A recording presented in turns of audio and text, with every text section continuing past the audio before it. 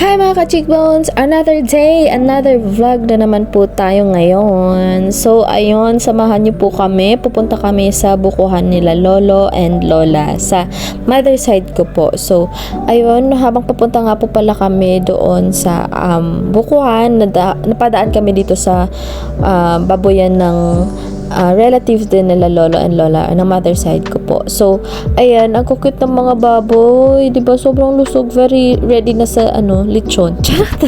Lechon agad, kawawa naman. Pero ayan nga, natuwa nga kami dyan, guys, kasi ang dami nila. Tas ang lulusog talaga, very pink. O tingnan mo naman, ang cute, 'di ba? Tapos, ayun nga, pagkatapos namin dyan, ay dumiretso na din kami doon sa bukuhan. Since balak talaga namin, nagkayayaan talaga kami ng mga kapatid ko ni mama at kasama din namin si tita na maglamaw. Kung alam niyo yung lamaw, guys, yun yung buko, kasama yung meat niya and sabaw. Tapos, lalagyan ng condensed ng yellow and evap ata din. Tapos kung gusto niyo yung may royal or may biscuit, yun.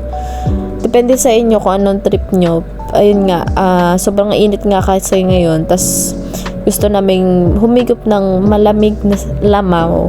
Kaya nagkayayaan kami dito sa bukuhan. So, ayun nga yung kapatid ko, hirap na hirap yan. Isang akyat lang, isang buko lang nakuha. So, tinesting nga namin to, guys, kung sakto ba to. Kasi parang medyo magulang na ata tong nakuha ng kapatid ko at hindi kasi siya marunong kato-kato. Pero kahit nga magulang na yan, guys, syempre titikman natin yan. Iinumin natin yung sabaw tapos kakainin. Papapakin na lang namin yung laman. So, ayan, magta-try ulit yung kapatid ko na kumuha ng another buko para kung yung tamang yung tamang malambot na laman. Yun na yung ilalamaw namin. So, ayun, hirap na hirap, kita nyo naman, guys. Wala kasi kami ibang makuhang aakyat kasi hirap na hirap talaga kaming maghanap at medyo tamad na ang mga taong ngayong umakyat ng buko at masakit sa paa. Kaya no choice ang kapatid ko at only boy lang. Siya na lang ang umakyat. Ayan. So, ayun nga, nakakuha naman siya ng ilan lang, pero dahil nga sa konti nga lang itong nakuha niyang yung saktong laman, tapos saktong lambot. So nag-decide na lang kami na hindi na kami maglalamaw, iinumin, tagi-isa na lang kami. Ayaw niyang umakyat ng kapatid ko at ang sakit na daw ng paa niya. So ayun nga, guys, pero kahit ganyan lang naman, yung simpleng lang, yung mismo yung buko juice lang, tas yung laman lang, solid na yun.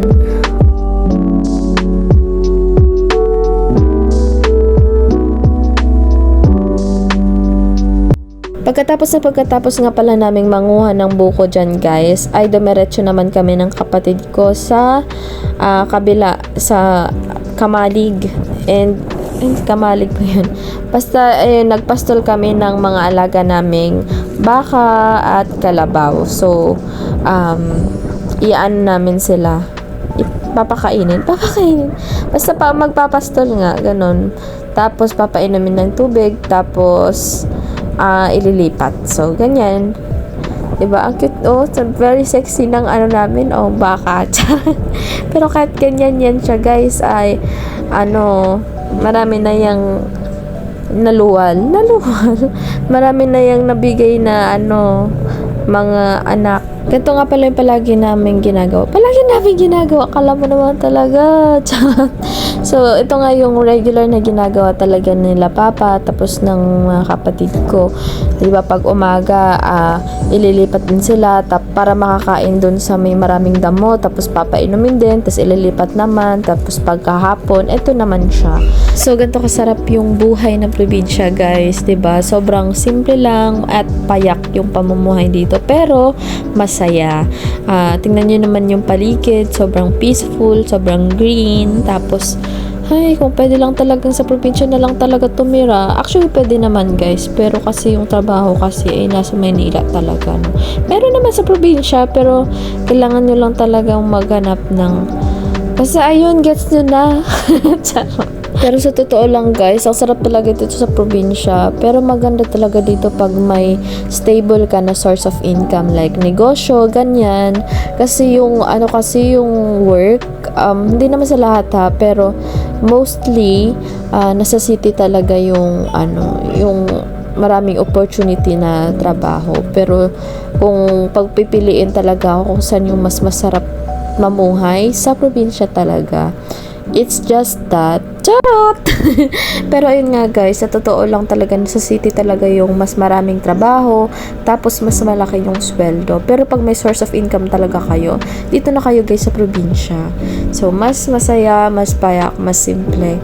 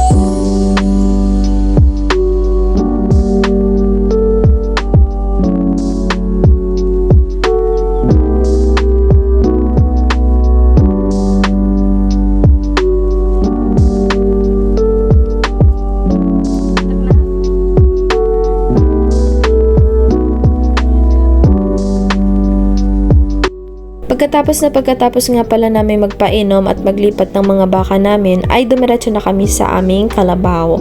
So, yung kalabaw pala namin guys ay nag-iisa lang. Kasi, ayun, nag-iisa lang siya. So, siya naman yung ating paiinumin at ililipat.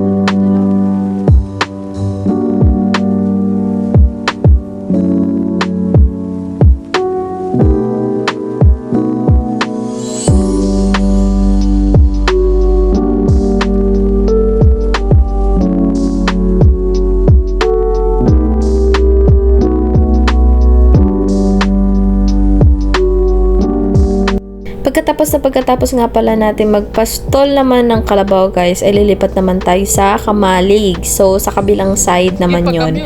And bago nga kami pumunta doon, ay nagpractice pa siya ng motor. Ay, nagkala mo naman talaga ay marunong na. Charot, onting patakbo lang ang kaya natin guys.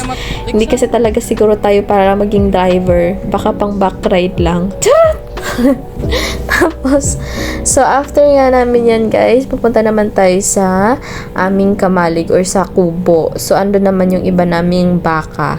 Sa mga ata ang naandun. I think 3 o 4. Basta yun. Let's go to Kamalig!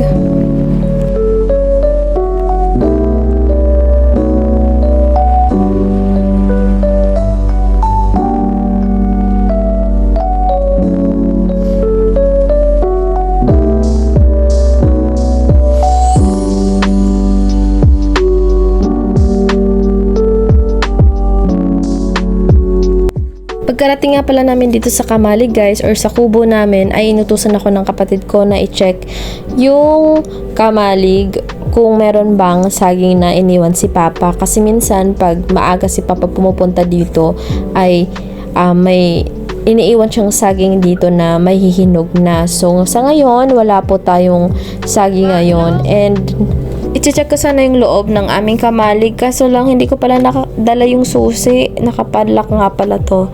So ito nga yung aming munting kubo guys, wala pa siyang linis kasi medyo busy sila mama. Tapos ito naman yung tulugan ng aming mga kambing. So pag magagabi na, dyan naman sila pumupunta. So sa ngayon ay nag-iikot-ikot lang yun sila. Tapos kusa na yun silang babalik dyan sa tulugan nila mayan mamaya. So habang nag-aanap nga pala kami kung saan nilagay ni Papa yung aming baka, ay nakasalubong naman namin si Ate Ading. So si Ate Ading pala ay first cousin ni Papa. So nagpapasto na rin siya ng kanyang mga alagang baka.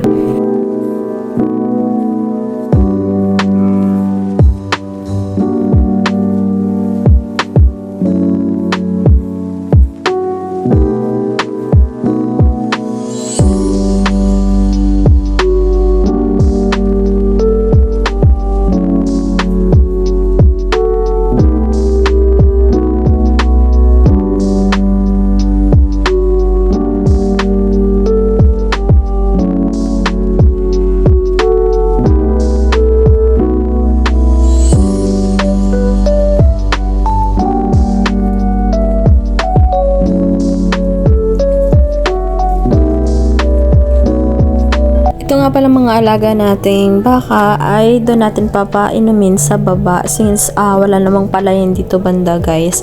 Tapos ang meron lang dito ay sapa. So pababa talaga yung madadaanan nila since yung sapa ay nasa baba pa. So ayun, sila na nga pala yung last namin na ipapastol. Tapos babalikan naman namin sila bukas. Kala mo talaga susama pa ulit. Charot.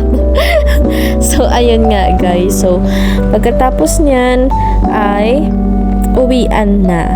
So ayun, sana nag-enjoy kayo sa ating vlog ngayon. Napakita ko po kung ano yung regular na ginagawa ng mga may alagang hayop. So, ayun guys, thank you for watching. Sana po ay nag-enjoy kayo. And please like, share, and click the bell button po para always kayong updated sa atin pong mga video. So, ayan. Thank you. Uwi na po kami.